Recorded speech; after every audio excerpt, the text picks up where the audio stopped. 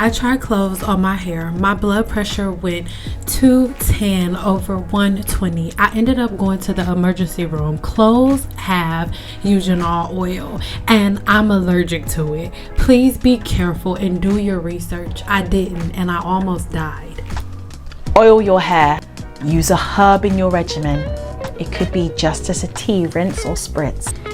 Protect your ends. This woman is absolutely beautiful and so is her hair, so anything that comes out of her mouth, you're going to take it as prayer book. But I need you to understand that herbs are nothing to play with.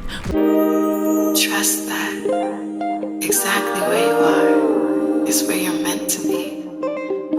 So keep your chin up so your crown doesn't fall. Remember, you're royalty.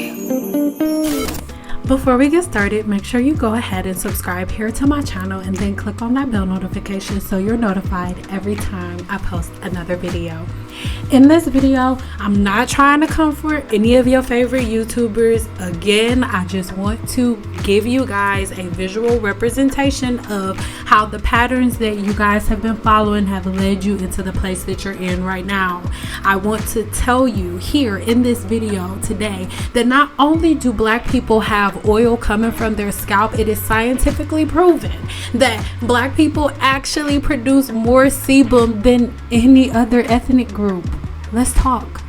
Do you really have to do all of those steps? It's like you could boil rice simply, or you could make it hella complicated.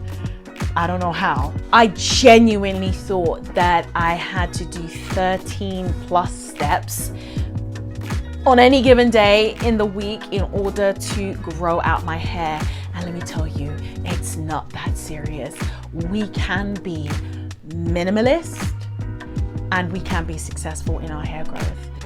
Now, I love y'all so much, but see, the issue that I have with this is that most of the women that are within the Team Natural community that are now changing their tunes are not taking responsibility for the part that they've played in the misinformation. It's just like, hey, all of the things that I've been telling y'all to do this whole time, I've been wasting all y'all time and I've been making y'all about all of this stuff, and all you really need to do is the basics.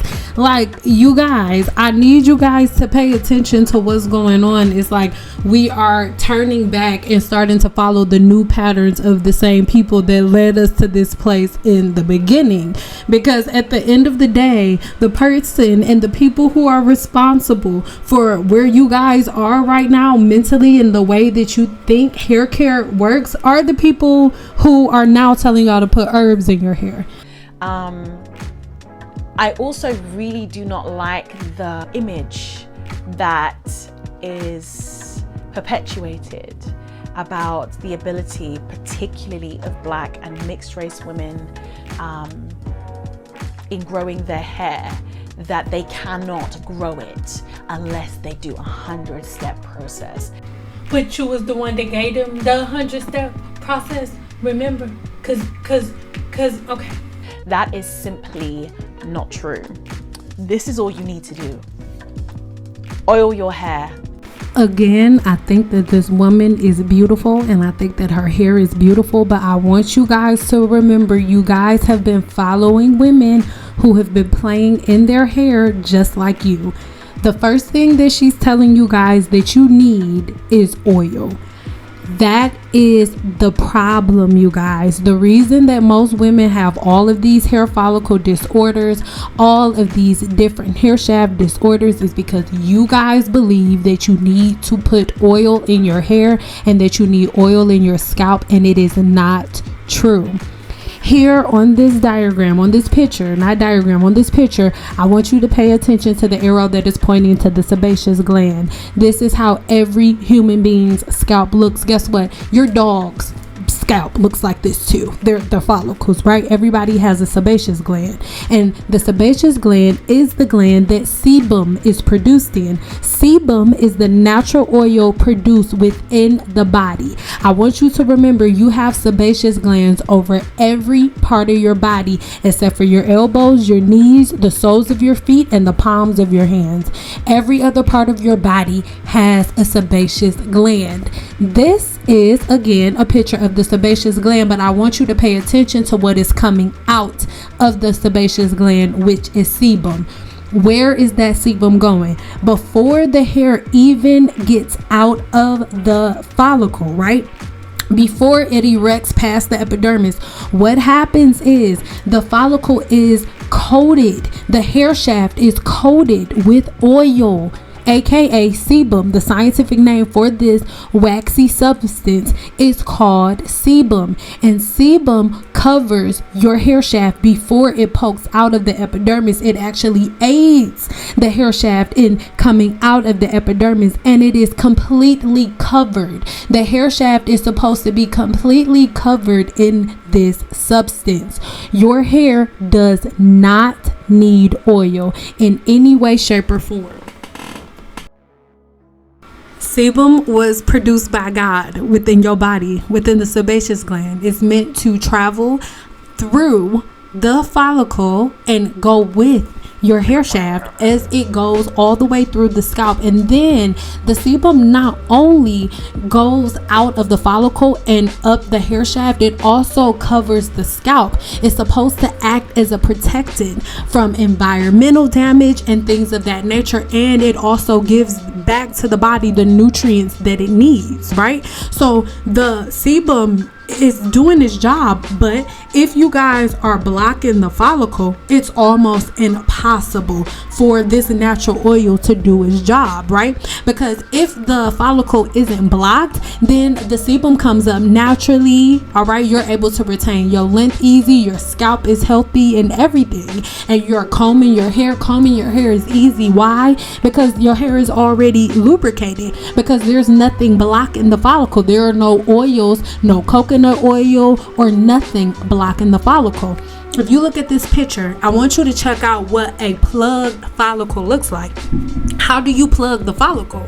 That's what I've been teaching you guys, with comedogenic oils. Comedogenic means the ability to block the pores or the follicles, to plug or block the pores or the follicles. Let's use coconut oil for an example. Coconut oil is a 5 on the comedogenic scale. Yes, it can absorb into the skin when it is at a certain temperature, but it does not leave because it is a 5 on the comedogenic scale. It is going to stay there and it will plug that scalp's follicle, right? So when the follicle is plugged, what happens is you get an accumulation of shed keratin and the sebum that is supposed to be coating the scalp. It is now stuck in there when the follicle is plugged. And mind you, this is just when you plug it that one day, right? Greasing your scalp that first day. But if it's something that you continue to do, you start getting mild inflammation, right? Inflammation is when there is too much sebum. It can't escape. Even though you're greasing the scalp and putting all of this oil in your hair, it is not stopping the follicle from producing sebum. So the sebum is going to keep being produced, but it's not able to escape. So then soon you will have inflammation. This is why the majority of women have so many different scalp infections. Seborrheic dermatitis is an overproduction of sebum within the sweat gland, within the sebaceous gland. I can't talk.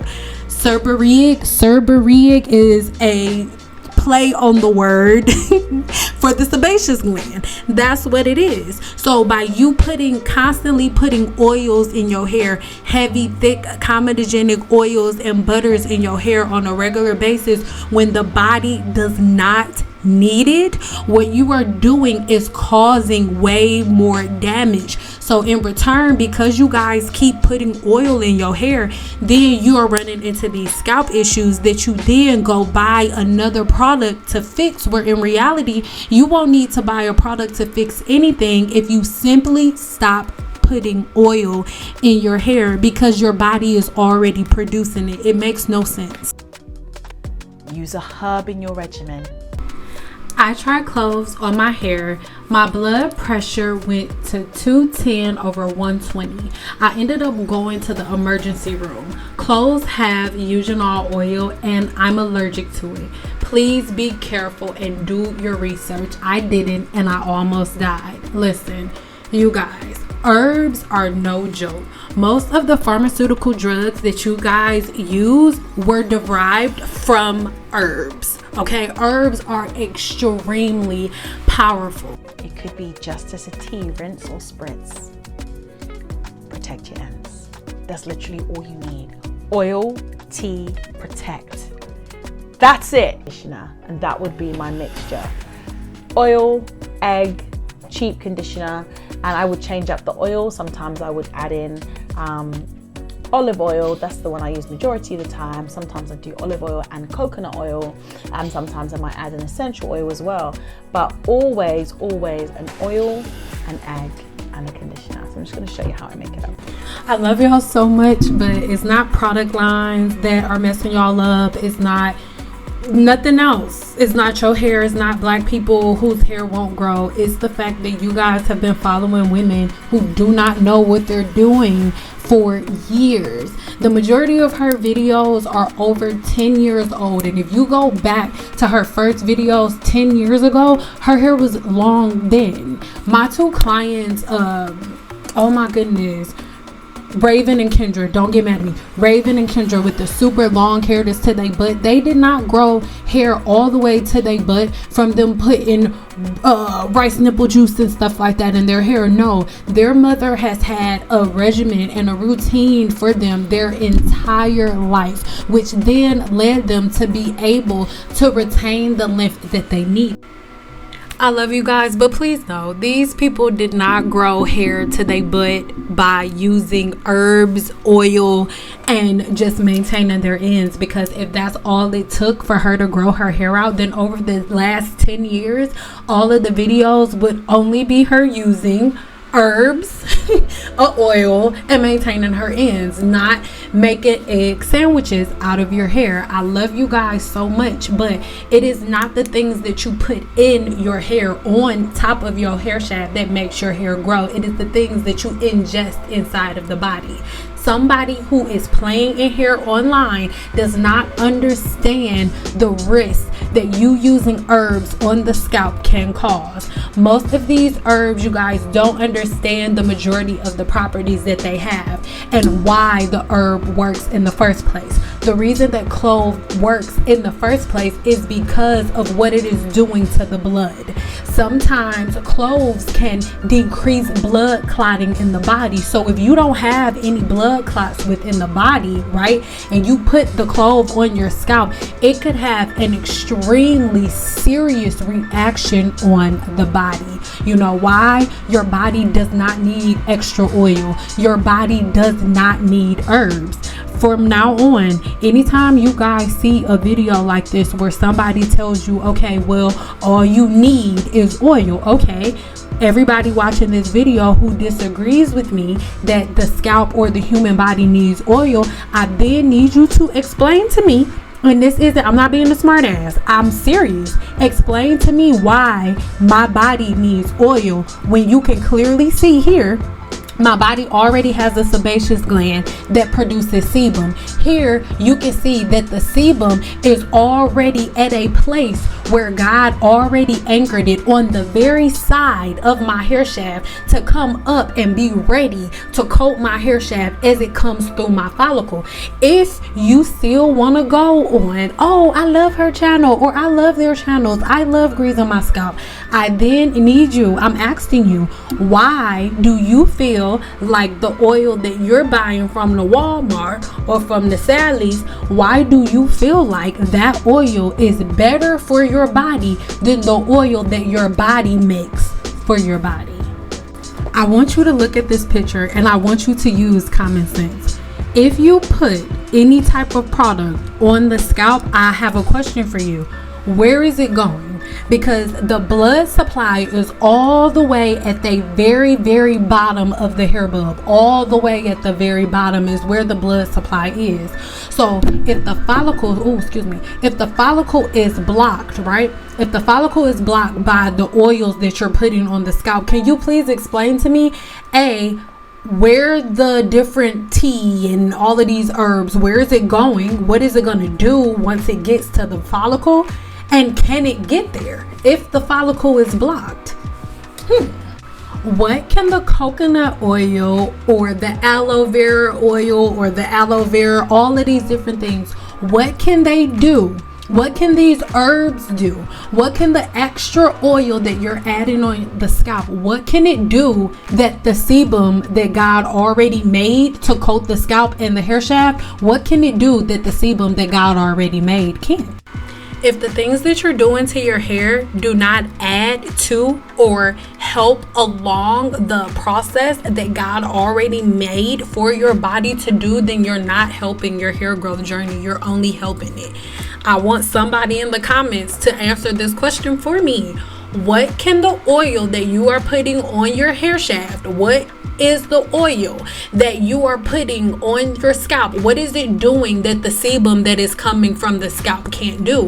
Why are you using this oil instead of the oil that your body is producing for your hair? That is a question that I need answered. If you are a person who is still deciding, no, I need to oil my hair every single day, I need to oil my hair every single day. And number two, you saying, oh, all you need is a herbal rinse. Why? What are these herbs gonna do to my hair? What are these herbs gonna do to my scalp and to my hair shaft that my body cannot already do? Okay, because your body already has a acid that is produced within the hair follicle that clears everything that is on the scalp. All of the good bacteria and bad bacteria work together. And the bad bacteria is supposed to be removed by you whenever you actually wash your hair. But see, the sebum is made in the body to lubricate the hair shaft and to lubricate the surface of the skin. So my question to you is, what can the oil that you are putting on your hair do that the oil that God already made to lubricate your hair is doing? It's a question. I really want to know, because there is no reason for you to add oil to your hair. There is no reason. If you are a person who has a very, very low sebum level, something you can do is take a very, very, very small amount of a non-comedogenic oil. One of my favorites is hemp seed oil or walnut oil, and put about 2 drops,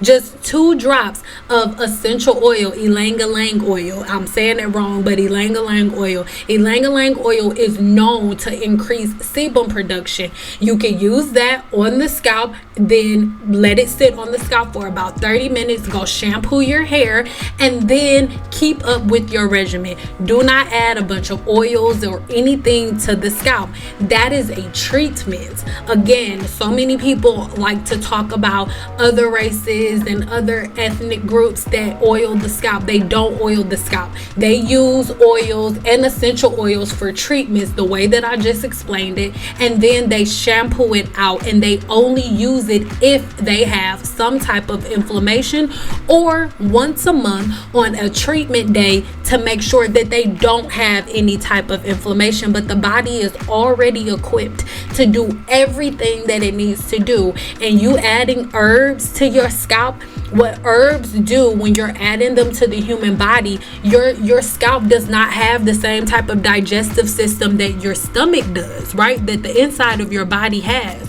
So the inside of your body, your digestive system can break up the different properties of the herbs that you're using, right? If you drink a tea, your digestive system can break it up and pull out the portions of it that it needs, and then pass everything else on to the rest of the body to get rid of what it doesn't need. But when you put it on your scalp does not have a digestive system like your body does. So it's going to take everything, even the parts that it doesn't need, even the parts that it should not have. Herbs do not belong in your hair. If you want to use tea, drink it like everybody else in America do.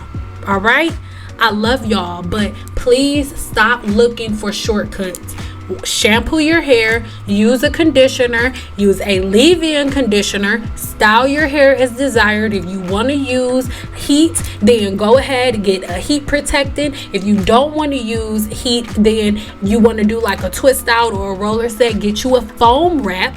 A setting foam, the reason that they call it a setting foam is because you're setting the hydrogen bond. I do not teach all this stuff for no reason. The hydrogen bond is the bond in the hair that is broken with water. You reset that bond when you're doing a roller set. That's why we call it a roller set. With the rollers, I am resetting the hydrogen bond. So then you need a foam wrap to go along with that, and then leave your hair alone. The oil will travel down the follicle, through the follicle, up the hair shaft, and across the scalp like normal. And then all you need to do is shampoo it. It is simple. That's simplistic. Using oils for no reason on the scalp is not simplistic. It causes scalp inflammation. Using herbs that you don't know about on the scalp is not simplistic. It causes serious health conditions, and for some people, depending on if whether or not you are allergic to some of these oils that you don't know that these herbs possess, it can really result in death. It really can. And I know it may sound like I'm being extra, but I'm really not. There are so many different things that are caused by taking the wrong types of herbs, playing with the wrong types of medicines. This is no joke. The majority of the medications that you guys are taking are derived from herbs. Valerian root was used to make Valium. Stop playing with herbs. It is not a game. Trust that exactly where you are is where you're meant to be. So keep your chin